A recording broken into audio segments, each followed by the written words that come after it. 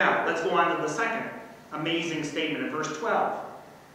In New International it says, I know what it is to be in need, and I know what it is to have plenty. I have learned the secret of being content in any and every situation. When Paul makes that statement, I have learned the secret, he actually is using a word that should be translated, I have been disciplined. I have been, in my very core, I have strength that has been learned from the realities of life. I am able. I am strong.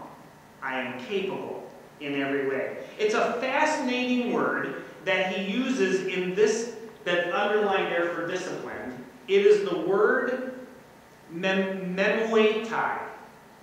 Memuetai is only used once in the New Testament. It's actually a variation of the word for mystery. And it was used in the mystery religions for someone who has been initiated into the religion. It's a very bizarre word for Paul to use in this case. The mystery religions kind of had taken over most of the Greek world, and the most highly educated people were really into the mystery religions.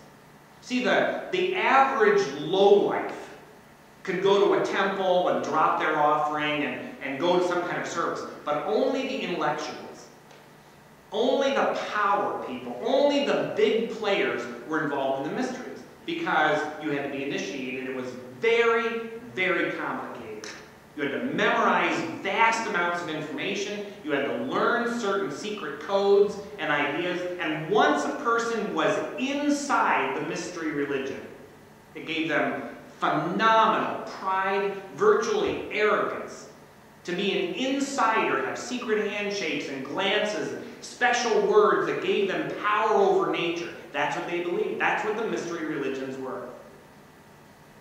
A very esoteric group of super special insiders. And Paul uses a word that was their favorite word. I'm initiated. I know these things about God. I know these things about life, about truth, about gaps, about supply. I know resources. When I encounter the realities of life, ample excess, to be wealthy and powerful, to be thrown in prison and hated by everybody, to have banquets spread before me, never goes to my head. To go days without food, maybe a few crusts of bread because I'm imprisoned. In every one of those, in every single situation, I'm initiated. I have discipline. I know the truth about that. I know things come and I know things go. I know I'm facing incredibly challenging circumstances, but it doesn't overwhelm me. I don't lose myself in the circumstance because I'm initiated. This word from mueo means that I am the ultimate insider, but he still hasn't gotten to the point yet. He's using language the Philippians will say, really? In every and any circumstance, you have the discipline, you've been trained, you have depth, you're not ruffled or upset or overwhelmed or overcome by any situation whatsoever. Then he gets to the third verse, which is the point that he's been leading the Philippian readers towards. This becomes the deep truth of this verse. I can do all things through the one who gives me strength. The way he says it is, again, fascinating. There's two more amazing words in verse 13. The third fascinating word is iskuo. Iskuo is translated, I can do. But there's another verb in Greek that's a very simple word for that. I'm able to do it. I'm capable. I have the capacity. Iskuo is what was used of the strong man, of someone of amazing resource and capability, a soldier in the midst of battle, and the leader of the battle says, I need a volunteer to do the most dangerous job. In fact, it might very well kill you. And the person who steps forward and says, Escudo, I can do it. I am strong to that level. It's an amazing word. It's not just, oh yeah, I can do it. Give me a chance. It is the person who says, I will not bend. I know myself. And then he takes that word and he says, let me tell you why I have that strength. Why I am not bowed. Why I have no fear. And it's the fascinating word for. He says, because of the one who endunamunta. Endunamunta means someone has climbed inside and endowed it with vigor and strength. When a gauntlet, a military glove, had the hand of a mighty soldier in it, the soldier invigorated the glove. It was used of a weapon in the hands of an expert. An arrow might be sharp, but it's not deadly. But in the hands of an archer with phenomenal skill, the arrow which was sharp now has vigor. Now it has power. Now it will be able to accomplish its purpose because of the archer, not because of its own nature.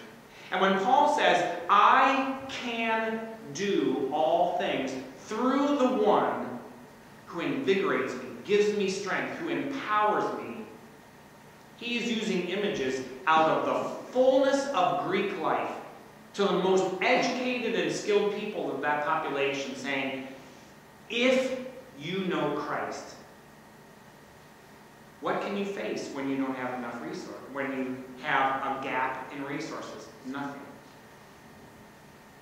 Where are you lacking? The word doesn't exist. Where do your resources fall short? Where will you run out? We don't start there. We start with the one who gives the vigor. But he puts it last because he's building the concept for his readers. This is what it means to know Christ. In our country, we have this kind of can-do attitude. It doesn't always seem to crop up. And every time there's a conflict, we seem to fall apart now.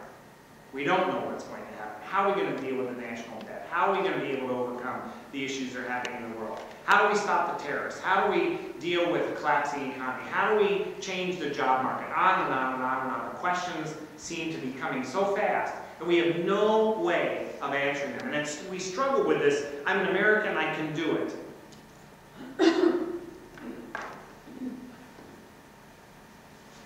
In the 1980s, our entire culture went through a major, major change. Most of us are of the age where we will remember that. Devin's not.